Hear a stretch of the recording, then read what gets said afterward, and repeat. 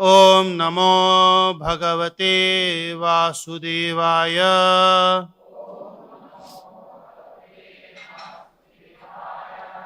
Reading from Srimad Bhagavatam, Canto 1, Chapter 19, Text number 1. Suta Uvacha Mahipatastvat Tatkarma Garhyam Vichintayannatmakritam Sudurmanaha Aho Mayani cha Manaryavatkritam Niragasi Brahmani Ghoda Tejasi. Translation and purport by His Divine Grace A.C. Bhaktivedanta Swami Srila Prabhupada. Translation. Sri Suta Goswami said, while returning home, the king Maharaj Parikshit felt that the act he had committed against the faultless and powerful Brahmana was heinous and uncivilized. Consequently, he was distressed. Purport. The pious king regretted his accidental improper treatment of the powerful Brahmana who was faultless. Such repentance is natural for a good man like the king, and such repentance delivers a devotee from all kinds of sins accidentally committed. The devotees are naturally faultless. Accidental sins committed by a devotee are sincerely regretted, and by the grace of the Lord, all sins unwillingly committed by a devotee are burnt in the fire of repentance. Thus ends the Bhaktivedanta purport. So the last week, one of the important news has been that the next year in 2025, early 2025, there is going to be a World's Cricket Tournament, Champions Trophy, ICC Champions Trophy 2025, which is supposed to be hosted by Pakistan and to be played in Pakistan. So India has raised objections that they don't want to send their team to Pakistan due to security reasons and also due to the tensions, political tension which is prevailing between the two countries. And Pakistan is adamant they want the tournament to happen there only, and they are demanding ICC that it should go on whether they come or don't come, whether India participates or not participates. But if India does not participate, then there will be a huge revenue loss because India is the most populated country in the world and has the most crazy cricket fans. Everyone wants to watch Indian team. If India doesn't play, the viewership goes down. So ICC is in trouble. So why I am sharing this is because we can see there is this fight happening at an international level between nations. So the nature of Kali Yuga is even famous as the age of quarrel. So there exists fight at so many levels on Kali Yuga, between persons to persons, society to society, community to community, and even state to state. We also know how here Kannadigas want people to talk Kannada, others they don't want to learn Kannada, so there is tension. And nation to nation, as we have seen here. And therefore, it is so difficult for people to live together, even within a family, or for friends and for communities to live together, accepting each other's differences and to stay without fighting is such a difficult thing. Yet, Srimad Bhagavatam, by its exemplary devotees, narrations of the exemplary devotees, has given us practical demonstration of how we can live peacefully in this world, even in the current age of Kali, if we practice the principles mentioned in Srimad Bhagavatam. And based on these principles of Srimad Bhagavatam, only Srila Prabhupada started the International Society for Krishna Consciousness. It is an international society coming together of the devout people from all parts of the world, all race, caste, creed, religion, color, coming together for the purpose of Krishna consciousness and staying together. So it's also said ISKCON is also famously it is coined that Srila Prabhupada built ISKCON when Srila Prabhupada built a house in which the whole world can live. So Prabhupada in fact defines the purpose of starting ISKCON. Why did he start ISKCON? It is mentioned in Srimad Bhagavatam, 4th canto, 12th chapter, 48. In the context of Dhruva Maharaj and Dhruva Maharaj's character and activities. In the end of that narration where Maitreya Rishi is narrating this, he says, Prabhupada says in the purport, it is said that only in the association of devotees can one understand the importance of the character and pastimes of the Supreme Personality of Godhead or his devotees. It is especially recommended that Dhruva Maharaj's character be discussed in a society of the twice born, which refers to the qualified Brahmanas, Kshatriyas and Vaishyas.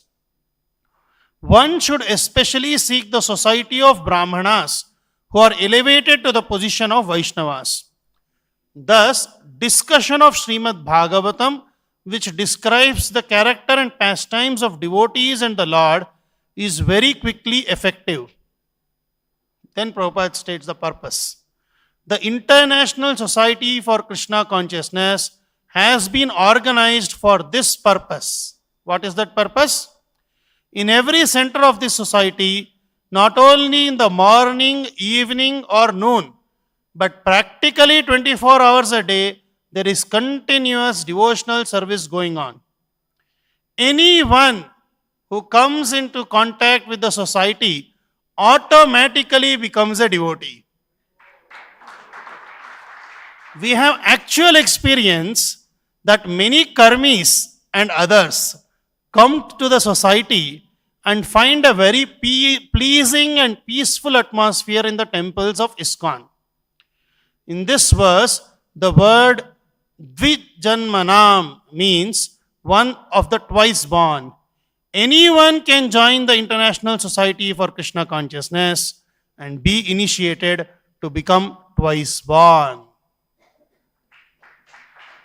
So Prabhupada opened up this opportunity for all of us, for anyone who agrees to practice the principles of Krishna consciousness and be in the association of devotees, to become initiated and to become twice born.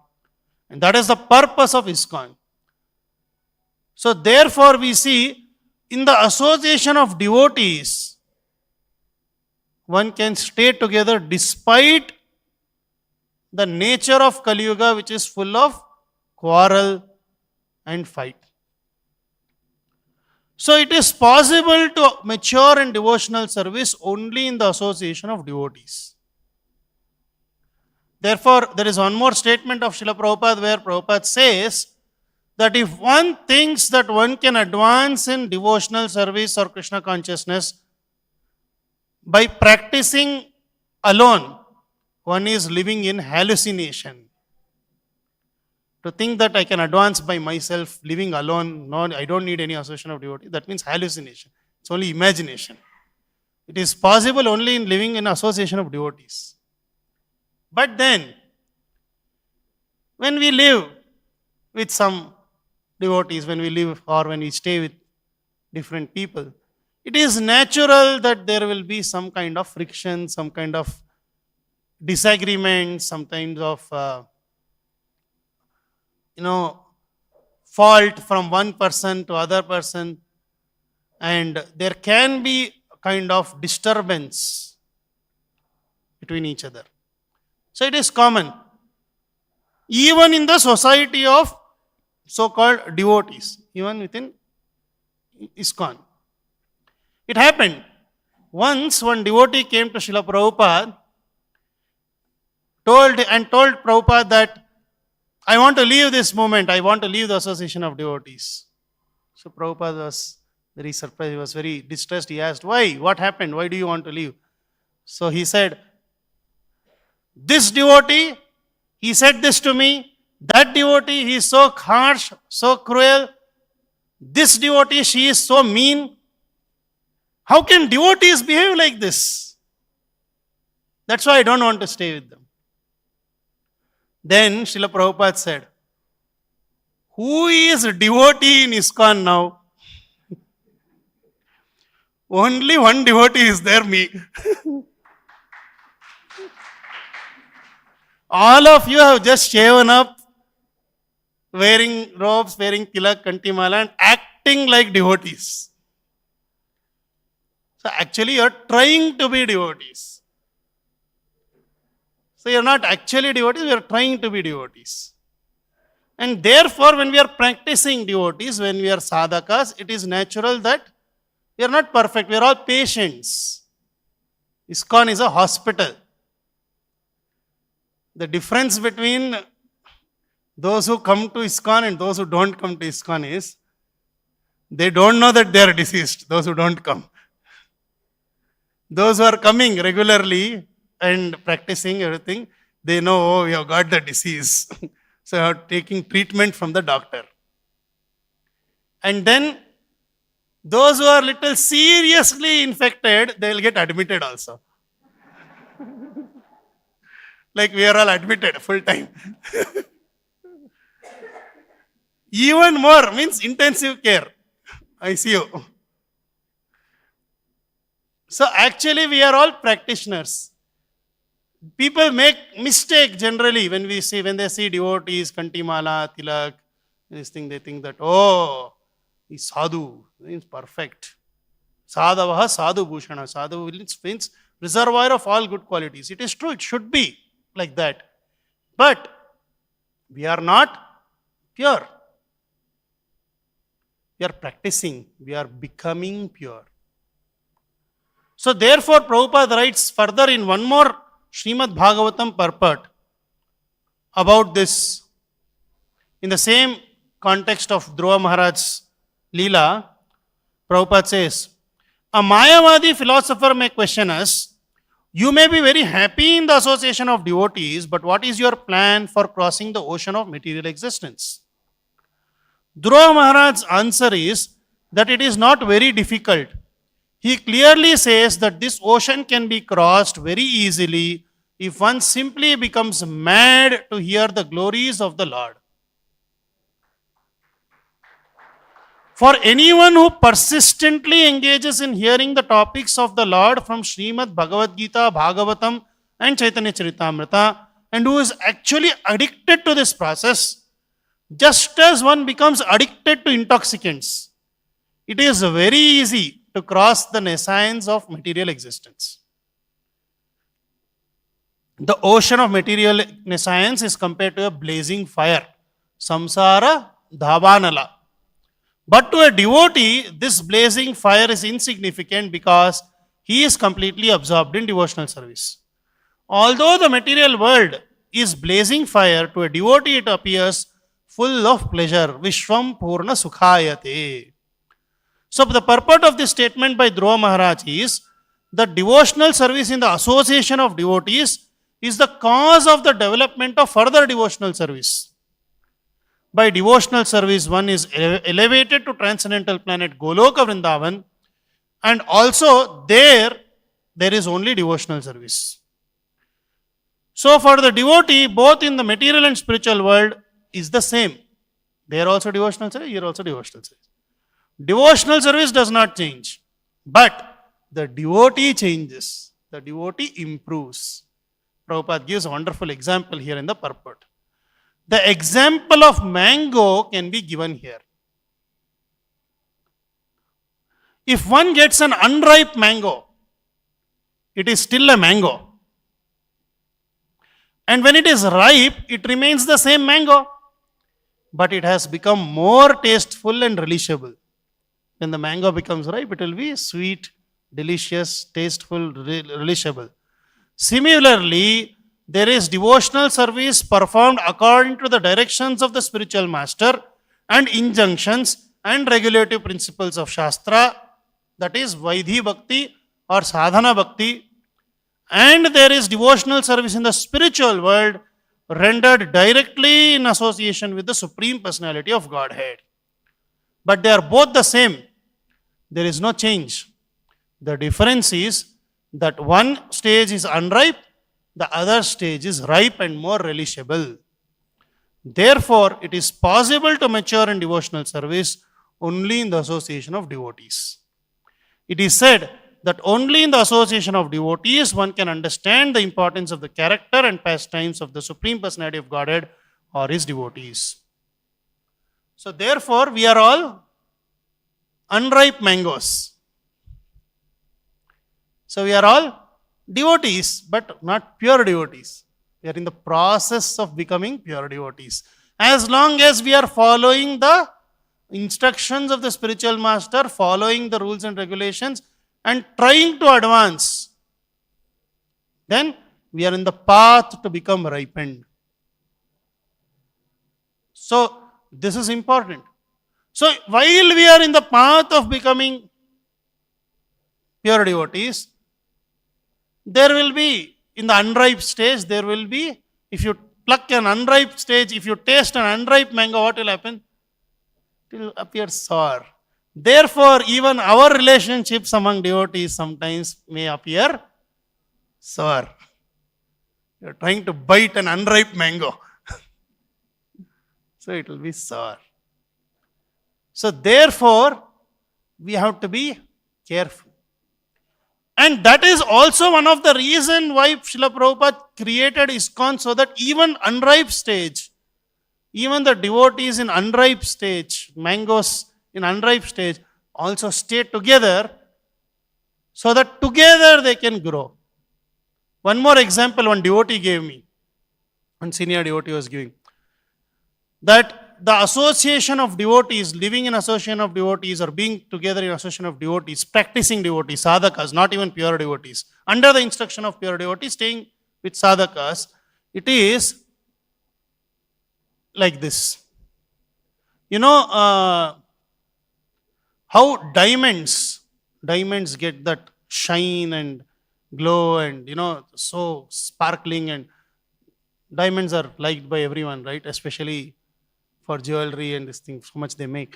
So how does it come? It's nothing but carbon. Charcoal, coal is also carbon. Diamond also is carbon. Coal is black, ugly, not so good. Diamond is shiny, sparkling.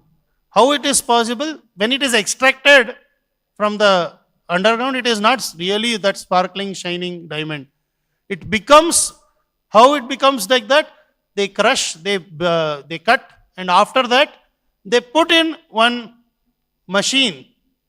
All the diamonds, cut diamonds together, they'll put in a machine, and in very high speed, this machine is rotated. And what happens? One diamond to another diamond, it rubs, friction. And by that friction, all the edges, rough edges, everything get cut, and then it will become smooth and shiny.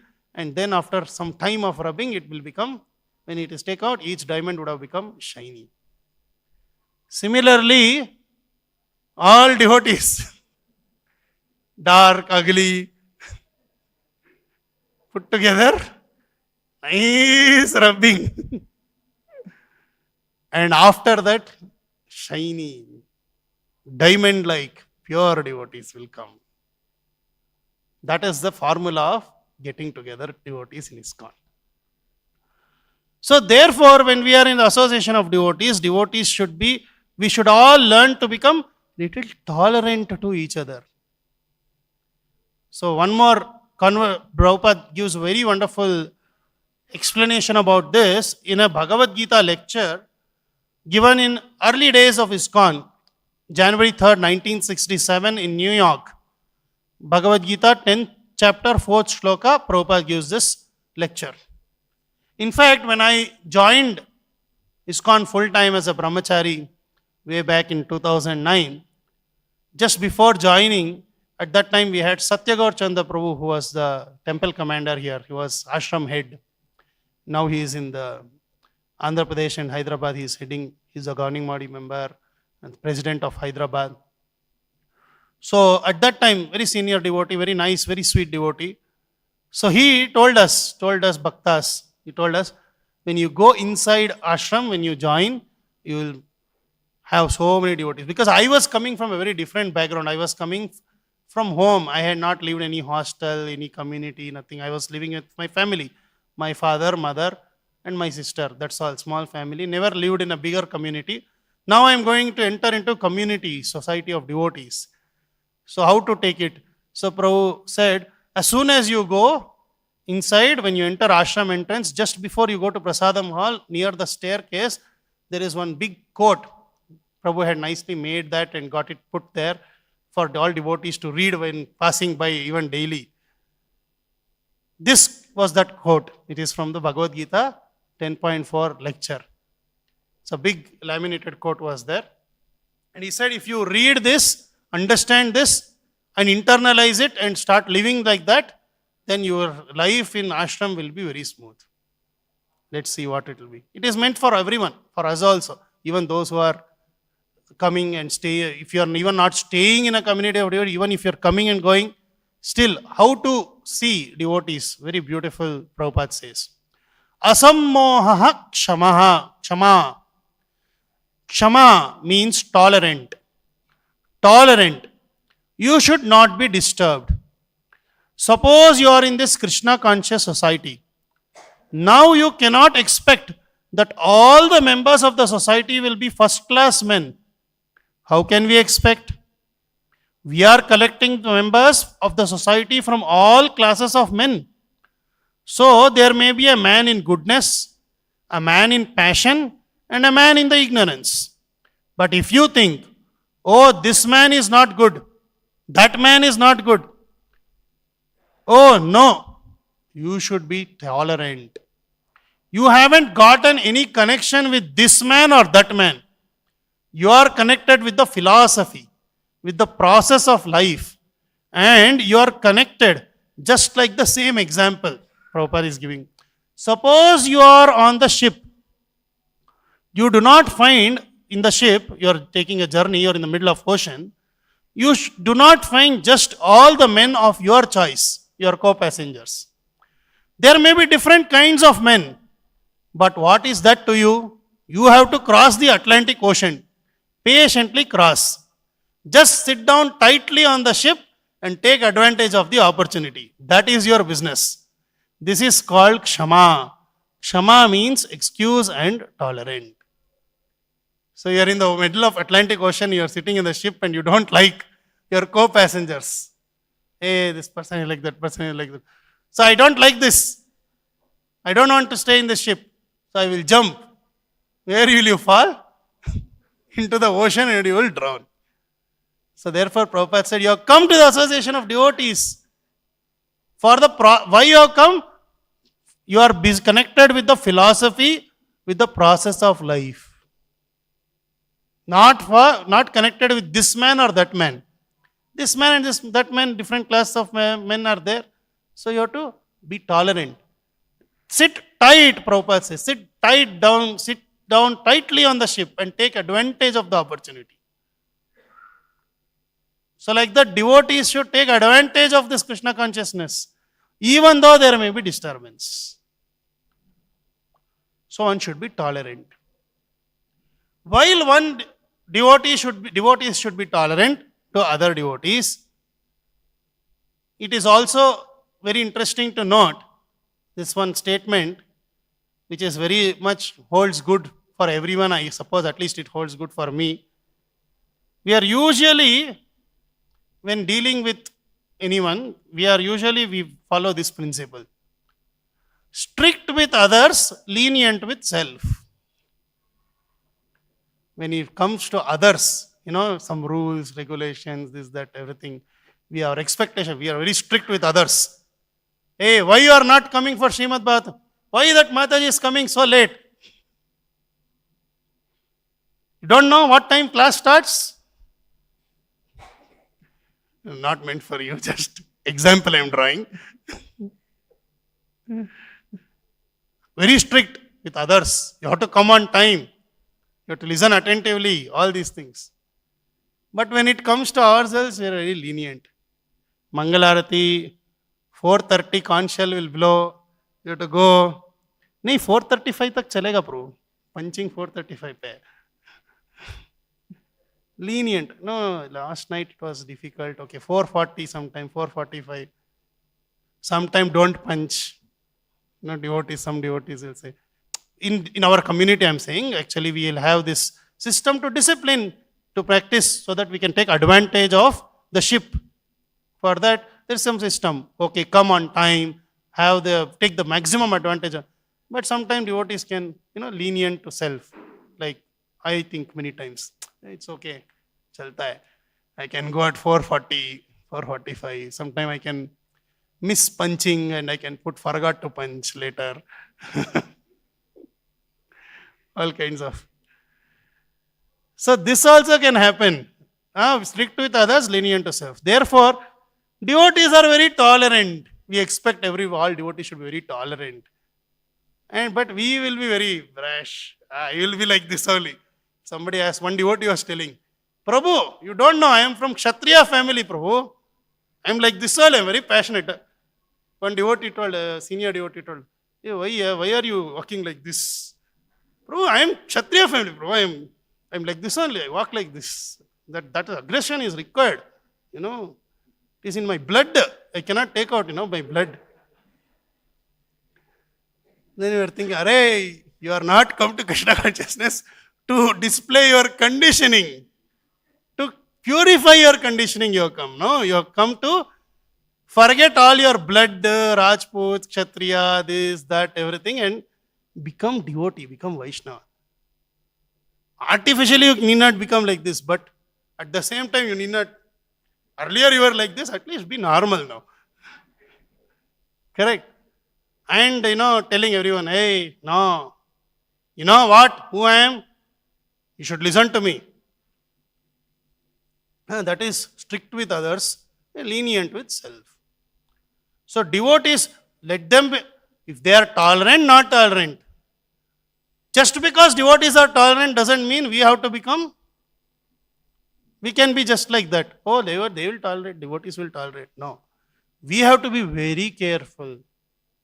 Here, that is what we see in this entire, actually, previous chapter and the beginning of this chapter, we are seeing this. How the exemplary behavior is being shown. Shringi, out of his immaturity, the Brahmana's son, cursed Maharaj Parikshit for the apparent offense. What he thought, that how his father was offended by the dead snake being put by Parikshit Maharaj around his father's neck. Parikshit Maharaj was overcome by hunger and thirst, and somehow by the will of providence he became angry because Shaunaka Rishi did not respond to his request for water, and out of that anger he did this. Now, after Shaunaka Rishi came to know that Shringi had cursed Maharaj Parikshit to die in 7 days by the snake bite, he was repentant. We saw the whole last chapter, so many verses, how he was repentant, he was praying, he was actually chastising his son, and he prayed that Maharaj Parikshit should not be harmed like this. Now in this verse, the first verse we are seeing, Maharaj Parikshit is being repentant. He's saying, oh, what I did, such an abominable thing, faultless Brahmana, what he was doing, he was sitting and simply doing tapasya. How could I become overcome by anger and I did this? I offended him by putting a dead snake. I should be punished, he is thinking. Further we will see in the next verses how he is repenting and thinking that actually I should be punished. He didn't know still that he was cursed. Even without knowing, he is thinking I should be actually punished. So this is how devotees should feel apologetic. We should always be careful, first of all, not to offend. And in case we have offended knowingly or unknowingly, we should be ready to apologize. Apology is such an important thing. When it comes to ourselves, because we are lenient to ourselves, even if we make a mistake, we think, unknowingly I did, it was an accident. But it is important that even if it is an accident, we have to say sorry. In this regard, I wanted to show all of you one small video, which is actually in the outside world so nicely, even people who are not practicing devotion, they have also understood the principle of value of saying sorry or apologizing, even if it is an accident. And even if one does not do so, how they are considered uncivilized. We will see that in this video, short video. We'll play the video, please.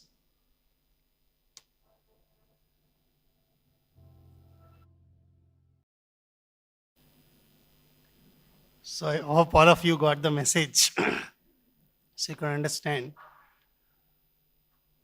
So why is it so difficult to apologize? To say sorry? Ego, false ego. We think by saying sorry we will become small, less. That's what we think. So today we will see 5 things. Like any important thing, any important point, any important subject, now we will always ask some 5 questions.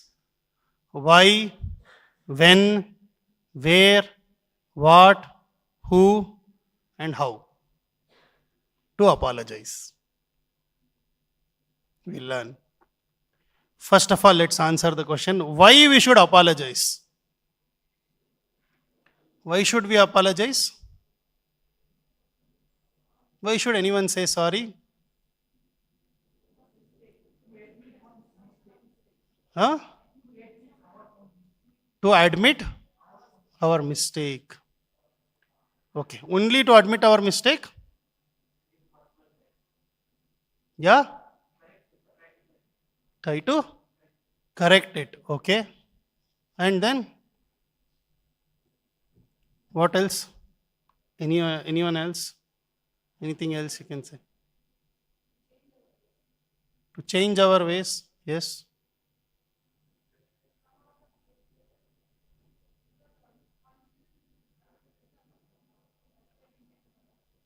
Okay. To become humble? We are in pride that I am right. We may be actually right also sometime. If we are right, should we apologize or not? If the other person is thinking we are wrong still. Okay, that is when. Huh? But I am asking why, in the why. By apologizing, are we losing anything? Anytime? So why we should apologize? Just for ourselves to become light, ourselves to become humble, ourselves to become peaceful. And by that, maybe the other person also, we hope that the other person whom we are apologizing to also will become peaceful by that. May or may not, sometime even after apologizing, they may not be. But at least we will become peaceful that we have apologized. So why to apologize? For our own improvement, for our own humility, for our own peace of mind, for our own, only if we are peaceful, humble, what Prabhupada says, what Chaitanya Charitamrita, what Shikshashtaka says, what Chaitanya Mahaprabhu has said, very important, Trinadapi Shunichena Taroravi Sahishnuna. Humbler than the blade of grass. Blade of grass is faultless. No, what is its mistake? Everyone will trample on it. But it is humble. It's not protesting. It's just taking the trampling from everyone. Devotee is supposed to be like that. Can we? Only then we can chant holy name purely. We will say, Prabhu, as long as nobody troubles me, I am okay. I am practicing my Krishna consciousness. Why that person should disturb? No, even if they are disturbing, even everyone is stamping you, you should be. That is the ideal. That is the highest. That is what Chaitanya Mahaprabhu is saying. It is required to Kirtaniya Sadahari is possible only then. So why we should apologize? To become humble. Number one. Next. When should we apologize?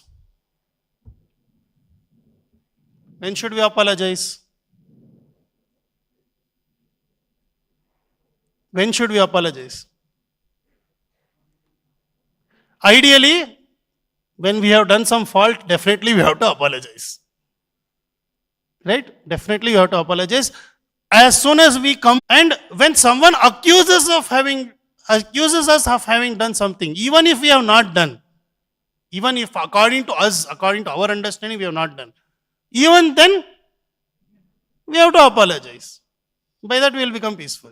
So when to apologize? When we have done mistake.